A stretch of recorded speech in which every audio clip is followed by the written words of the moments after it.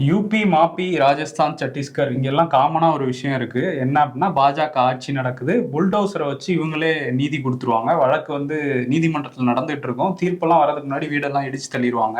ம். இந்த நடைமுறைக்கு கடுமையான எதிர்ப்பு இருக்கு. இதுல யூபில ஆதிக் அகமது அப்படிங்கிற ஒரு ரவுடியோட வீடுன்னு நினைச்சு சில கட்டடங்களை இடிச்சிருக்காங்க. பார்த்தா அது அவர் வீடே இல்லையாம்.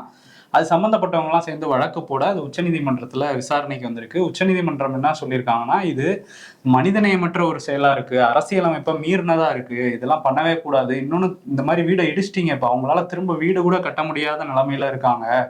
ஒரு பரிதாபமான நிலையில. அதனால யூபி அரசு அவங்களுக்கெல்லாம் 10,00,000 இழப்பீடு குடுக்கணும். இனிமே அத பண்ணக்கூடாதுங்கிற மாரி திரும்பியும் சொல்லியிருக்காங்க.